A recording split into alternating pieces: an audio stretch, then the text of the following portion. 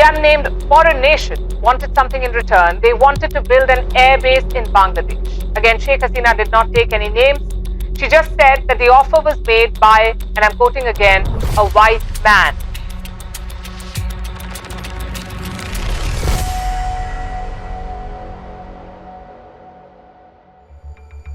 বাংলাদেশ একটি ভূ-রাজনৈতিক হটস্পট যা কয়েক দশক ধরে সাম্রাজ্যবাদী এবং বিদেশি শক্তির দৃষ্টি আকর্ষণ করছে।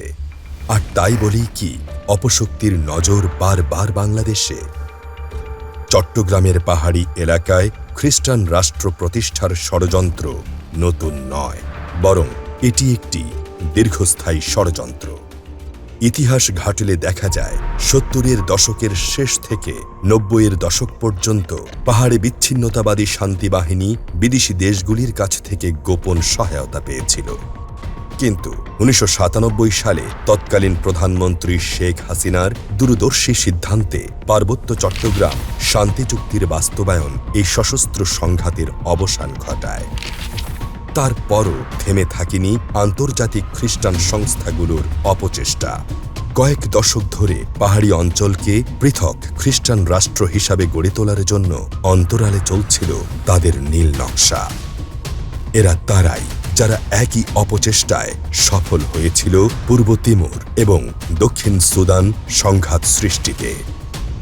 There is a plot to carve up Bangladesh, to create a Christian state like East Timor. And that is a hint. East Timor is a country in Southeast Asia. It's on the eastern side of the island of Timor that it shares with Indonesia, which now houses US military bases, including an airfield. And that is the second hint. বর্তমানে তাদের দৃষ্টি বাংলাদেশের সম্পদ সমৃদ্ধ পাহাড়ি অঞ্চলে। এমনকি প্রতিবেশী দেশ ভারত এবং মিয়ানমারের দিকেও নজর দিয়েছে এই পশ্চিমা অপশক্তি। সম্প্রতি কুকি চীন ন্যাশনাল ফ্রন্ট বা কেএনএফ সহিংসতা এই অপচেষ্টারই একটি ফলাফল, যা বিদেশি রাষ্ট্রগুলির দ্বারা সমর্থিত একটি বিস্তৃত পরিকল্পনার অংশ। প্রিয় দর্শক, নিশ্চয়ই ভাবছেন কি তাদের লক্ষ্য? একটি পৃথক কুকিল্যান্ড রাজ্য সৃষ্টির প্রলোভনে পাহাড়কে অশান্ত করে ভূরাজনৈতিক সক্ষমতা বৃদ্ধি। ২০০৮ সালে প্রতিষ্ঠিত কেএনএফ বাংলাদেশের ৯টি উপজেলাকে নিয়ে পৃথক রাষ্ট্রের দাবি নিয়ে বর্তমানে শান্ত পাহাড়কে করছে অশান্ত। কিন্তু কেন পশ্চিমা শক্তি এখানে একটি খ্রিস্টান রাষ্ট্র গঠন করতে চায়? এর পেছনে রয়েছে বেশ কয়েকটি কারণ, যার মধ্যে প্রথমেই রয়েছে কৌশলগত গুরুত্ব। পার্বত্য চট্টগ্রাম পূর্ব এবং দক্ষিণ পূর্ব এশিয়ার জন্য একটি ভূরাজনৈতিক প্রতিরক্ষামূলক ঢাল হিসাবে কাজ করে। দ্বিতীয়ত, ভূকৌশলগত গুরুত্ব। বাংলাদেশের অবস্থান প্রধান শিপিং লেনের কাছাকাছি, যা কিনা ভারত মহাসাগর, প্রশান্ত মহাসাগর, বঙ্গোপসাগর ভূরাজনৈতিক পরিমণ্ডলে আরও গুরুত্বপূর্ণ।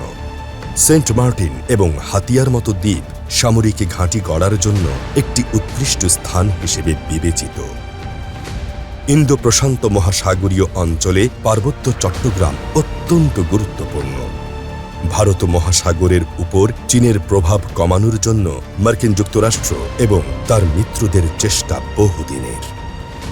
বাংলাদেশের নিরপেক্ষতা এই সংগ্রামকে জটিল করে তোলে।